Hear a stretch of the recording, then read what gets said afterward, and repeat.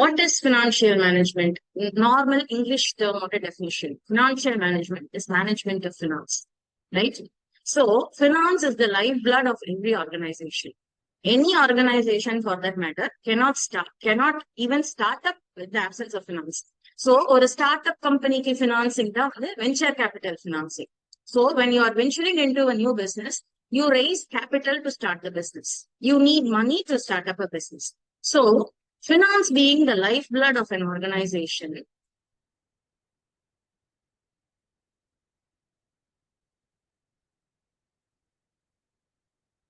efficient management of finance determines the success of an organization. Because it is a very valuable resource, you have to efficiently use that finance. You cannot just like that throw away money. Correct? So எதுவுமே நம்ம பார்த்து அளந்து செலவழிக்கணும் அப்படின்னு சொல்லுவாங்க தெரியுமா? அது வந்து ஃபினான்ஸுக்கு ரொம்ப பொருந்தும்.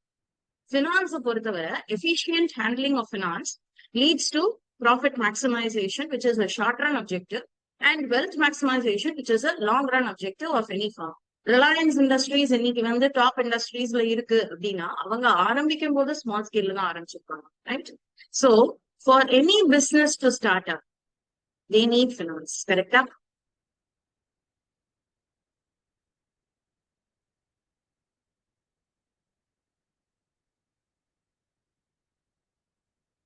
So that finance which is raised for starting a business, school லெவல்ல படிச்சிருப்பீங்க கேபிட்டல்னு சொல்லிட்டு, cash account debit to capital, bank account debit to capital அப்படின்னு படிச்சிருப்பீங்க.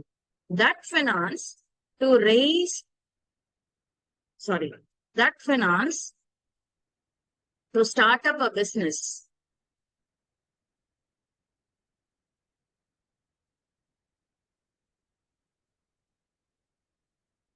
is called as venture capital financing. ஒரு பிசினஸ் ஆரம்பிக்கிறதுக்கு to venture into a particular business you need capital. அந்த கேபிட்டலை எந்த sources மூலமா நம்ம ரைஸ் பண்ண போறோம்? ஓகேவா? So the capital can be financed either by own source or by borrowed source. கரெக்டா? So the capital can be either own funds or can be borrowed funds. Right?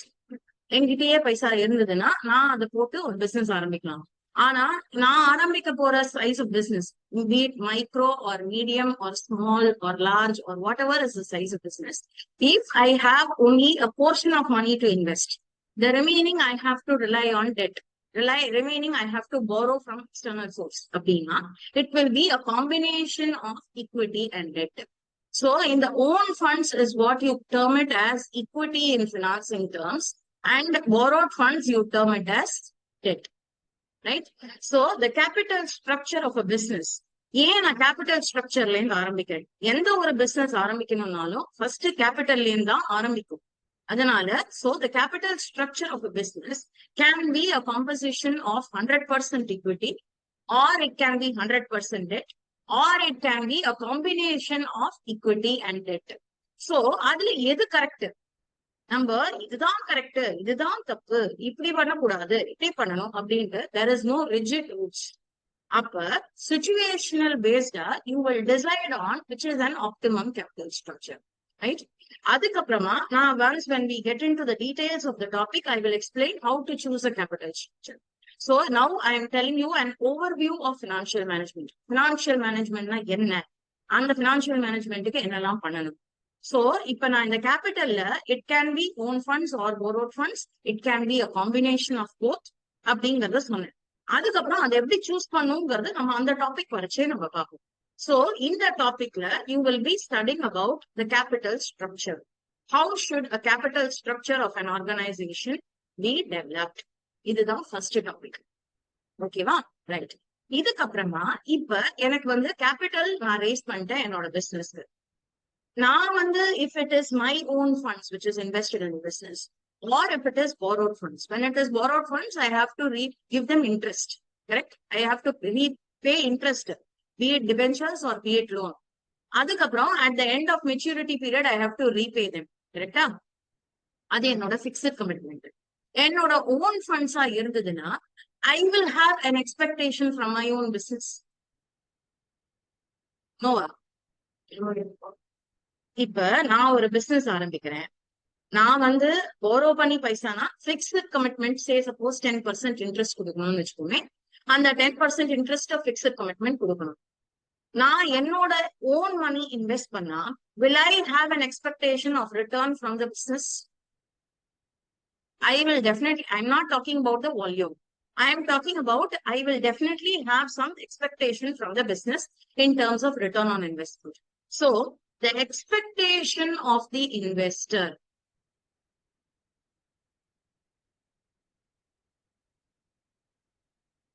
for returns is cost of capital. ஏன் அப்படின்னு கேட்டா, ஒரு business organisation is a separate legal entity. Correct? அப்படி இருக்கும்போது capital forms part of liability for the organization. Right? When capital forms part of liability for the organization being a separate legal entity, it is liable to honor or satisfy the expectation of investor. Right? So equity-ல invest பண்ணா அந்த company உங்களுக்கு dividend கொடுக்கணும். நீங்க வந்து டிபென்ச்சர்ல invest பண்ணாலும் பாண்ட்ல invest பண்ணாலும் அந்த கம்பெனி உங்களுக்கு இன்ட்ரெஸ்ட் கொடுக்கணும்.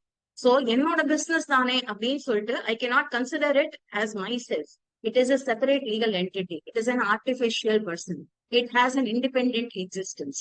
அப்படி இருக்கும்போது as an investor என்னோட சைட்ல இருந்து இருக்கிற எக்ஸ்பெக்டேஷன் ஆர்கனைசேஷன் சைட்ல இருந்து it becomes cost.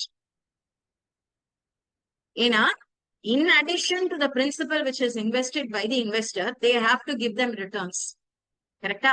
அப்படின்னா இன்வெஸ்டர் பெர்ஸ்பெக்டிவ்ல இருந்து உங்களுக்கு அது வந்து பிரின்சிபல், இன்வெஸ்டர் பெர்ஸ்பெக்டிவ்ல இருந்து உங்களுக்கு அது எக்ஸ்பெக்டேஷன் ஆஃப் ரிட்டர்ன். ஆனா ஆர்கனைசேஷனை பொறுத்தவரை it is cost of capital. அவங்க borrow பண்ண கேபிட்டலுக்கு அவங்க ரிட்டர்ன் கொடுக்கணும். So that is cost of capital. ஓகேவா? ரைட். இதுக்கப்புறமா next comes dividend policy, dividend decisions. அப்ப dividend decisionல என்ன சொல்றாங்க? dividend decisionல இப்ப equity shareholderக்கு expectation is dividend, right? அது நான் cost of capitalல என்ன dividend அப்படிங்கறத percentage calculate பண்ணுவேன். இப்ப borrowed fundsனா rate of interest fixed. ஆனா dividend is fluctuating. Dividend வந்து it can be high, it can be low, it can be zero. You suppose if the organization is running at loss, அந்த வருஷம் dividend கொடுக்க மாட்டாங்க. So ஒரு fixed amount அப்படின்னு வரும்போது அதுல வந்து ஒரு டூப்ளிகேட் தாட்டே வராது. அந்த பிக்ஸ்ட் அமௌண்ட்டை கரெக்டா கொடுத்துட்டே போயிடும். அதுல வேரியேஷன்ஸ் இருக்கும்போது திருப்பி அதுல எது சரி, டிவிடெண்ட் கொடுக்கணுமா கொடுக்க கூடாதா, கொடுக்கணும்னா எவ்வளவு பர்சன்டேஜ் ஆஃப் டிவிடெண்ட் கொடுக்கணும், எவ்வளவு பர்சன்டேஜ் ரீடைன்ட் earnings வச்சுக்கணும். ஏன் ரீடைன்ட் earnings வச்சுக்கணும்? For flowing back the money into the business for the growth of the business ultimately. கரெக்டா? ஏன்னா at the end of liquidation the organization belongs to the equity shareholders, right? So end of liquidate பண்ணும்போது நீங்க வந்து அந்த assets liabilities எல்லாம் settle பண்ணதுக்கு அப்புறம் net of assets all belongs to equity shareholders தான். So you are owning the company, but still நமக்கு ஆனுவலா நமக்கு டிவிடெண்ட் வரணும் அப்படின்னு நம்ம எதிர்பார்ப்போம். ஆனா அந்த டிவிடெண்ட் எவ்வளவு கரெக்டா கொடுக்கணுமா வேணாமா? இன்ட்ரெஸ்ட்னா ஒரு மறுபேச்சே கிடையாது. உனக்கு ப்ராஃபிட் இருக்கோ லாஸ் இருக்கோ எந்த சிச்சுவேஷன்லயும் நீ இன்ட்ரெஸ்ட் கொடுத்துதான் ஆகணும். ஆனா டிவிடெண்ட் வரும்போது இட் இஸ் பிளக்சுவேட்டிங். அப்ப what is the right decision of dividend? நம்ம டிவிடெண்ட் கொடுக்கணும், சரி, எவ்வளவு கொடுக்கணும்? அந்த dividend decision is the third point. ஓகேவா? ரைட். இதுக்கப்புறமா சோ இதெல்லாம் வந்து முதல்ல ஒரு ஆர்கனைசேஷன் ஆரம்பிக்கும் போது you have to start up with capital, right? So ஒரு கேபிட்டல் இல்லாம ஒரு பிசினஸ் ஆரம்பிக்க முடியாது. So you need capital. அந்த கேபிட்டலுக்கு everybody will have their expectation. ஒரு ஷேர் ஹோல்டர்னு வரும்போது அவங்களுக்கு எவ்வளவு டிவிடெண்ட் கொடுக்கலாம். ஆனா இந்த காஸ்டோ இந்த டிவிடெண்டோ மீட் பண்றதுக்கு, இன்ட்ரெஸ்ட் கொடுக்கறதுக்கோ டிவிடெண்ட் கொடுக்கறதுக்கோ அந்த கேபிட்டலை நான் பிசினஸ்ல இன்வெஸ்ட் பண்ணி அந்த பிசினஸ்ல இருந்து ரிட்டர்ன் வந்தா தானே நான் அதெல்லாம் கொடுக்க முடியும்.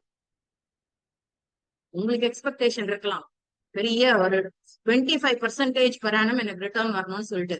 ஆனா அந்த எக்ஸ்பெக்டேஷனை மீட் பண்றதுக்கு நான் ரேஸ் பண்ண கேபிட்டலை வெறும ஒரு தியோரிட்டிக்கல் டிஸ்கஷனா இல்லாம I have to employ it into the business. I have to start generating earnings. Only then I will be able to meet the expectation. Correct? So how do I invest the earnings? The investment decisions. Capital raise பண்ணேனா அந்த கேபிட்டலை நான் invest பண்ணாதான் எனக்கு profit வரும். அந்த profit வந்தாதான் நான் interest கொடுக்க போறேனோ இல்ல டிவிடெண்ட் கொடுக்க போறேனோ எல்லாமே எனக்கு தெரியும். அப்போ நான் அந்த கேபிட்டல் ரைஸ் பண்ணதை எப்படி இன்வெஸ்ட் பண்ணுவேன்? சும்மா ஒரு எக்ஸாம்பிளுக்கு சொல்றேன். நான் என்கிட்ட ஒரு 10 lakh ஆஃப் கேபிட்டல் ரைஸ் பண்ணிருக்கேன்னு வச்சுக்கோங்க. ஒரு ஸ்மால் ஸ்கேல் பிசினஸ் இப்பதான் ஆரம்பிச்சிருக்கேன். பிசினஸ் ஸ்மால் கூட இல்ல, மைக்ரோ ஸ்கேல் பிசினஸ் இப்பதான் பிசினஸ் ஆரம்பிச்சிருக்கேன். அதனால ஆரம்பத்துக்கு சும்மா ஒரு 10 lakhs போட்டு ஸ்டார்ட் பண்ணிருக்கேன். அந்த 10 lakhs போட்டு ஸ்டார்ட் பண்ணது, it can be example manufacturing concern or a trading concern or a service providing concern. இப்ப சப்போஸ் மேனுஃபேக்சரிங் கன்சர்னா இருந்தா you have to invest on machinery. When you have to invest on machinery, you can either purchase the machinery or you can take the machinery on lease. Right? Either you can own the machinery or you can take the machinery on lease. Other which you can produce the goods. And the production of goods. So, if in the investment decision, there are two types of investments here. One is the capital investment. And the other is the working capital investment.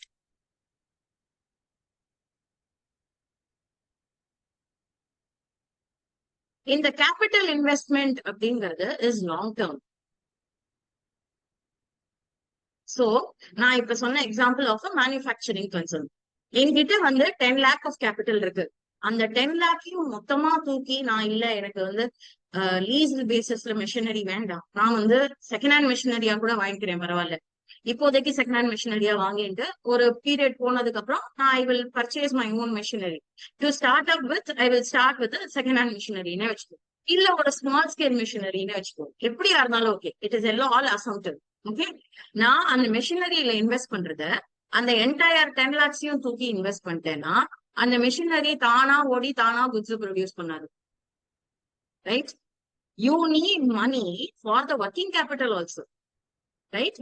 அப்படின்னா அந்த 10 lakh race பண்ணதுல எவ்வளவு நான் long டேர்ம்ல invest பண்ணும், எவ்வளவு working கேபிட்டல்ல invest பண்ணும். நான் இருக்கிற கேபிட்டல் நான் ரேஸ் பண்ணிட்டேன். கேபிட்டல் 10 lakhs எனக்கு ஒரு இன்வெஸ்டர் ஏ பின்னு 2 இன்வெஸ்டர் கிடைச்சாங்க, ஆளுக்கு 5 lakhs கொடுத்தாங்கன்னு வச்சுக்கோ. எனக்கு ஆளுக்கு 5 lakhs கொடுத்தது அந்த 10 lakhs மொத்தமா நான் மிஷினரியில இன்வெஸ்ட் பண்ணிட்டு திருப்பி அவங்க கிட்ட போயிட்டு நான் குட்ஸ் ப்ரொடியூஸ் பண்றதுக்கு எனக்கு ரா மெட்டீரியல் வாங்கணும். அந்த ரா மெட்டீரியல் வாங்கி அதை ப்ரொடியூஸ் பண்ற லேபரர், ஸ்கில்டு லேபரருக்கு நான் வேஜஸ் கொடுக்கணும். அதனால எனக்கு திருப்பி பைசா கொடுங்கன்னு போய் நிக்க முடியாது. அப்படின்னா whatever is the capital raise you have to optimally allocate. ஓகேவா? எப்படி அலோகேட் பண்ணும்? முதல்ல லாங் டேர்ம் கேபிட்டல்ல இன்வெஸ்ட் பண்ணும். லாங் டேர்ம் கேபிட்டல்ல சும்மா ஒரு எக்ஸாம்பிள் 7 lakhs இன்வெஸ்ட் பண்றேன்னு வச்சுக்கோ. பாக்கி 3 lakhs லிக்விட் கேஷா வச்சுக்கணும்.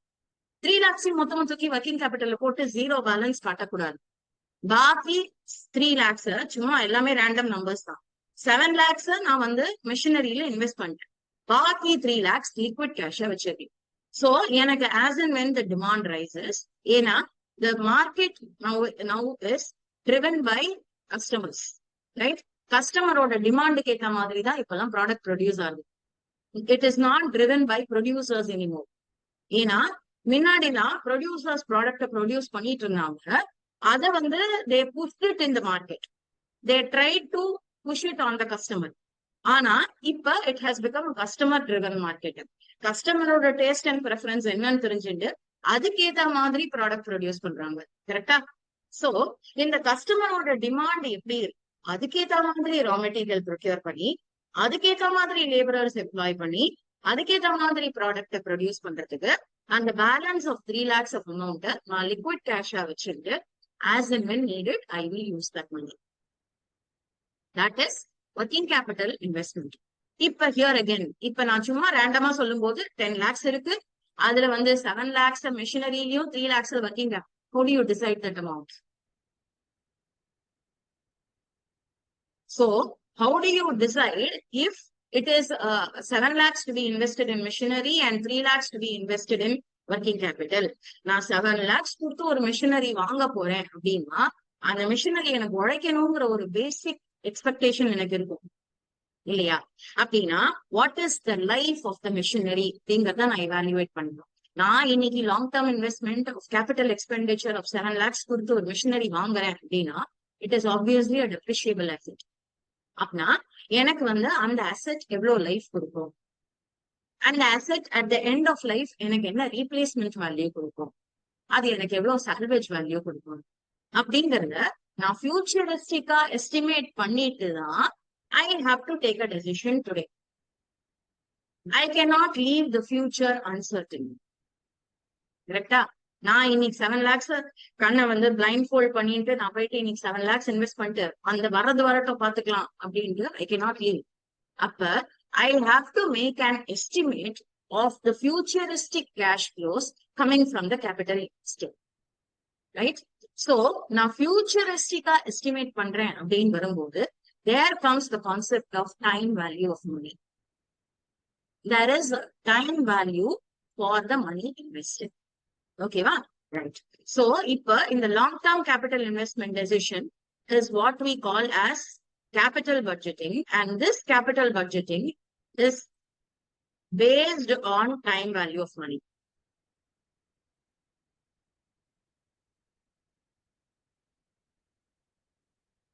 In the working capital investment, we will estimate the requirement of working capital. எவ்வளவு தேவைப்படும், நம்ம கிட்ட எவ்வளவு இருக்கு அப்படின்னா நம்ம வந்து ஒரிஜினல் ஆஃப் பிசினஸ் கேபிட்டலுக்கான ஈக்விட்டி அண்ட் டெட் பாரோயிங் பண்ணுவோம். ஏன்னா கேபிட்டல் இன்வெஸ்ட்மெண்ட் என்னன்னு தெரிஞ்சுட்டு balancing figure is for working capital. அந்த balancing figure of working capital எனக்கு பத்தல. அப்ப you will borrow for working capital. ஓகேவா? என்னமா? borrow. You will take a loan. Okay, va? Right. So, estimation of working capital. இப்ப நீங்க school லெவல்லயே இதை படிச்சிருப்பீங்க. What is working capital?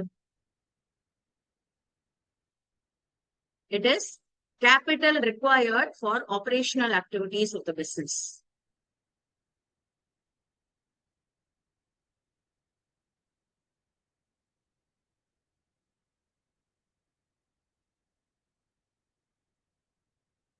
So, what is this capital required for operational activities of the business?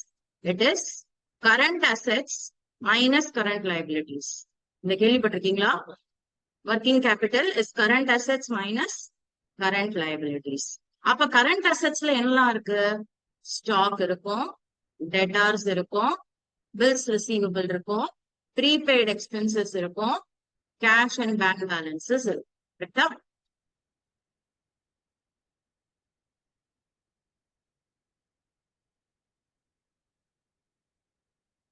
Current லைபிலிட்டிஸ்னா என்னெல்லாம் இருக்கும்?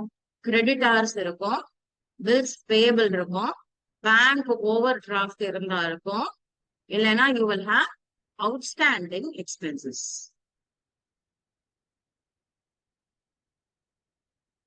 கரெக்டா?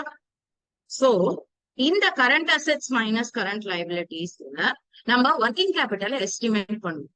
அந்த working capital எஸ்டிமேஷன்ல இன்னும் டீடைல்ஸா inventory management, அது வந்து ஸ்டாக்க பத்தி, ரிசீவபிள்ஸ் மேனேஜ்மெண்ட் அதாவது டெட்டார்ஸ் பத்தி, பேயபிள்ஸ் மேனேஜ்மெண்ட் அதாவது கிரெடிட்டார்ஸ் பத்தி.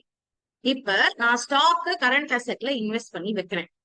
ஆனா அந்த ஸ்டாக்ல இன்வெஸ்ட் பண்ணி வைக்கிற amount there are two types.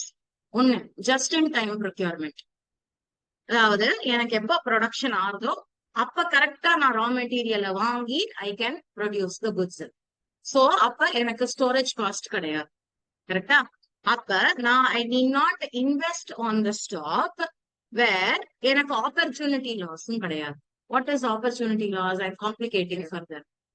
Correct. அது வந்து அது ஒரு ஆப்பர்ச்சுனிட்டி லாஸ். இன்னொன்னு, 1,00,000 ரூபாய் நான் ஸ்டாக்ல போட்டு வச்சிருக்கேன்னு வச்சுக்கோமே, அந்த 1,00,000 நான் ஸ்டாக்ல போட்டு வச்சு அதை வேர் ஹவுஸ்ல வச்சு பத்திரமா காப்பாத்தி வைக்கிறதுக்கு பதிலா அந்த 1 lakh நான் பேங்க் டெபாசிட்ல போட்டா எனக்கு இன்ட்ரெஸ்ட் வருமா?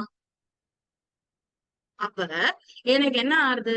அந்த பேங்க் டெபாசிட்ல வர இன்ட்ரெஸ்டும் அந்த ஸ்டாக்ல இன்வெஸ்ட் பண்ணதுனால it becomes an opportunity loss. அப்ப நான் எவ்வளவு கரெக்டா ஸ்டாக்ல இன்வெஸ்ட் பண்ணி வைக்கணும், ஸ்டாக்ல இன்வெஸ்ட் பண்ணும், ஆனா எவ்வளவு கரெக்டா பண்ணும், அது inventory management or stock management. Right. அடுத்து டெட்டார்ஸ் மேனேஜ்மெண்ட். அந்த டெட்டார்ஸ் மேனேஜ்மெண்ட்ல receivables management or debtors management. இப்ப நம்ம கேஷ் சேல்ஸ் மட்டுமே பண்ணோம் அப்படின்னா நம்ம கிட்ட வாங்கக்கூடிய கஸ்டமர்ஸ் வில் பி லிமிட்டட். என்கிட்ட கேஷ் இருந்தாதான் நான் வாங்க முடியும். அவங்க வந்து என் கிரெடிட் கார்டு ஃபெசிலிட்டி கூட வச்சுக்கல.